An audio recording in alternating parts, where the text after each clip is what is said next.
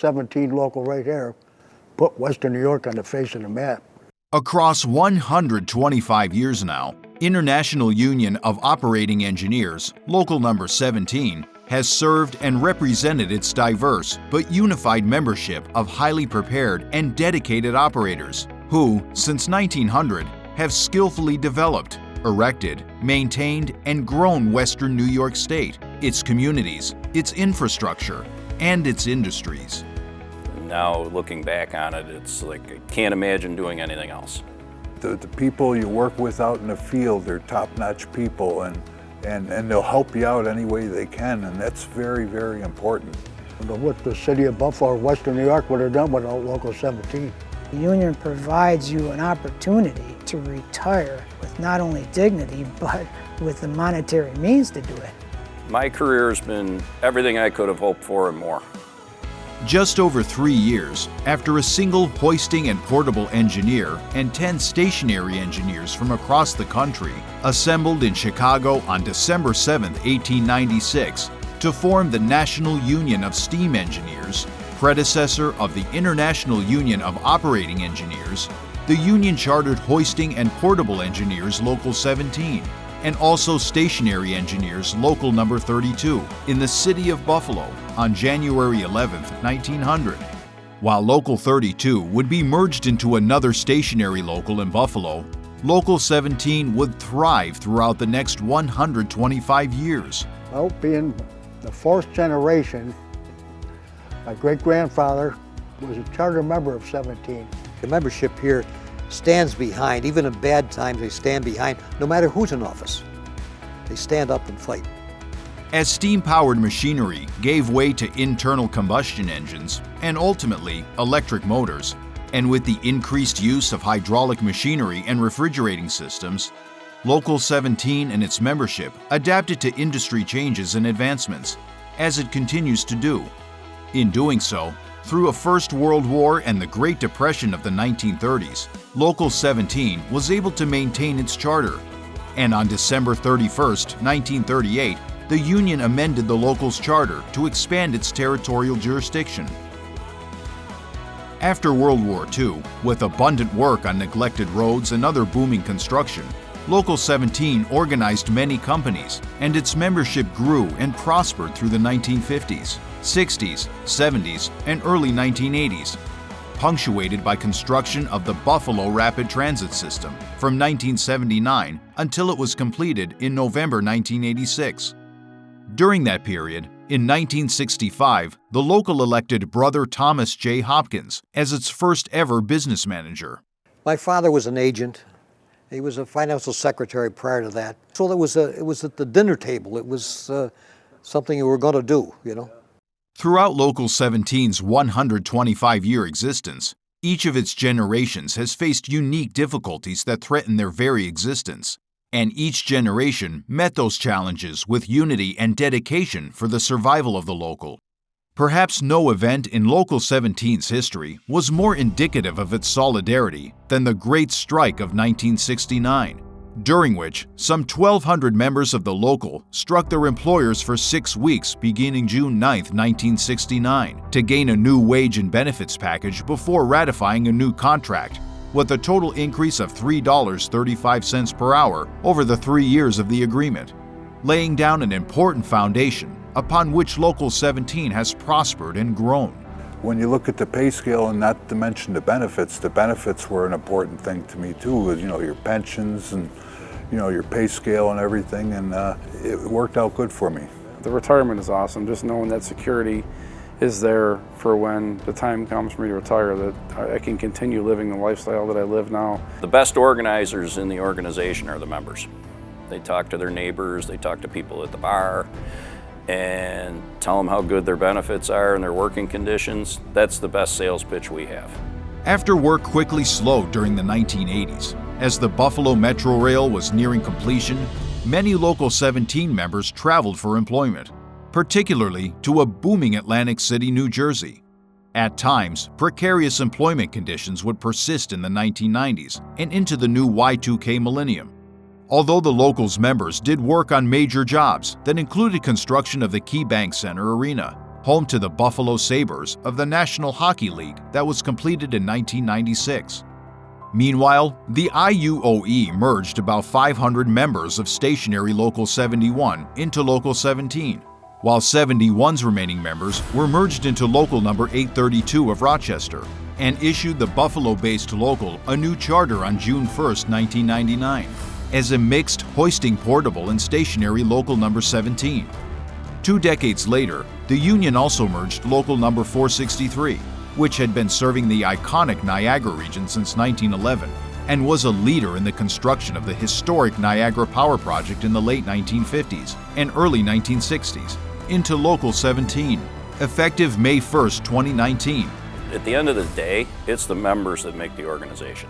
They're very proud of the work they do. They're also very proud of the organization. And that's essential when you're bargaining with employers. The quality shows. The operators that are at the new stadium were apprentices when I was here. It's a real sense of pride to see them, that I had a piece of what they're doing. The reason why we lasted this long, perseverance and persistence, representation, taking care of the members' needs.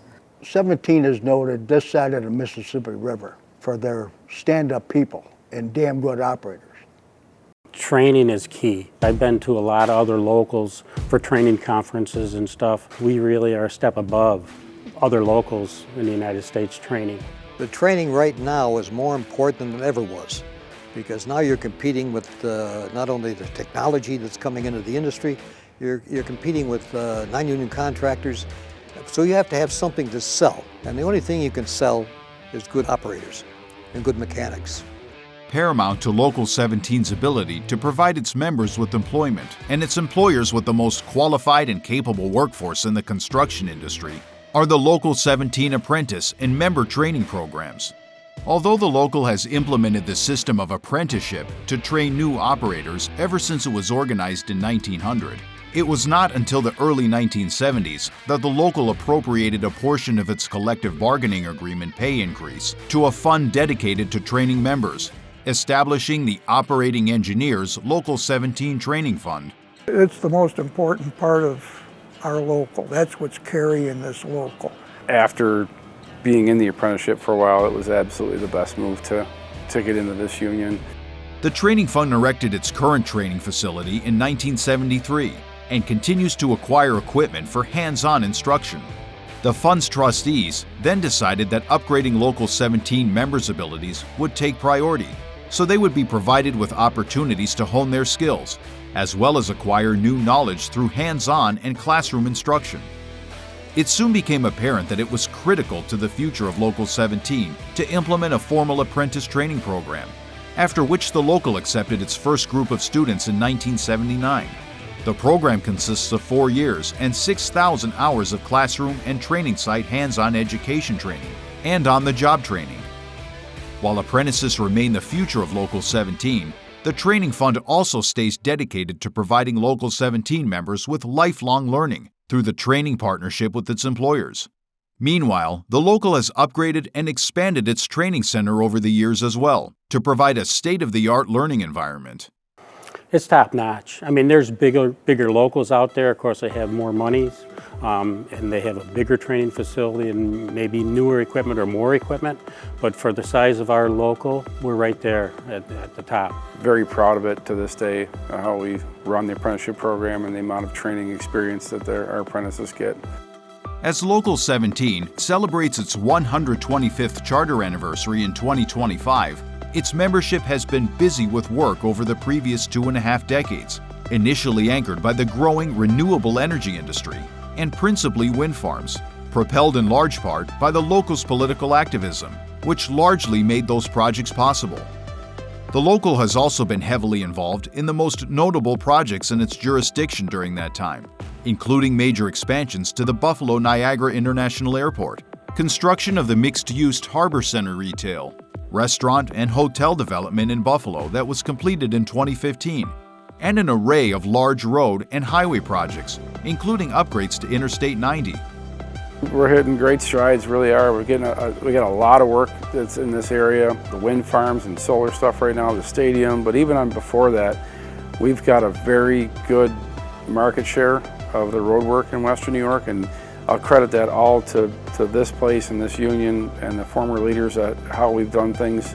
With a membership in 2025 of about 1,900, including nearly 400 stationary members and its largest apprenticeship class ever, Local 17 continues to actively organize individual operators, as well as employing companies. As it also continues to maintain its high standards, its members have also been able to help construct one of the future crown jewels of Western New York, the new home field of the Buffalo Bills of the National Football League, New Highmark Stadium, that is scheduled to be completed for the team's 2026 season. We've made some good moves in the past couple of years, and it's all about our members, making the members more money, giving them more opportunity for work, and keeping our contractors making money too. They got to make money for our guys to make money. So it's a give and take relationship with everything we do, and building those relationships is crucial. We're going to continue to keep the training cutting edge and keep our people's skills at the highest level possible. And we're going to continue to lobby heavily to keep our infrastructure work funded. Covering Erie, Niagara, Cattaraugus, Chautauqua, Orleans, Wyoming, and Western Genesee counties, in which it represents heavy equipment operators and surveyors in the construction industry and stationary engineers working inside buildings and performing all types of facility maintenance, as well as members who work in machine repair shops and quarries, and a growing number of public sector units in towns or municipalities. Local 17's reach goes far beyond the walls of its ultra-modern Union Hall in Lakeview, New York. As always, through 125 years, the local remains a beacon for progress and solidarity within its industry and Western New York. There's a lot of pride in this industry, a lot of pride, and it's fun. It's hard work, it's long hours. At the end of the day, you have something to look back on that you accomplished. That's rewarding. I put my wife through college. I put both my boys through college. We have a house, 2 cars. The operating engineers did it. I kind of feel like I owe everything to the union because of basically retirement is I can retire comfortably because of the pensions and benefits that I gained from being a union member for all those years. I'm very fortunate for what I've been able to do throughout my career in Local 17. I'm very, very proud and thankful to serve this local. In that 125-year period, there were peaks and valleys for the organization, and again, the members persevered. That doesn't happen by accident. It's people trying, people believing in the organization, and it creates a special dynamic. It really does. Very proud of Local 17, very proud. I want to take this moment to congratulate Local 17 on 125 years. I am a proud union member of Local 17, and I've just had a wonderful career. I have beautiful pensions, and I wish you success in the future and keep my pensions going. Thank you.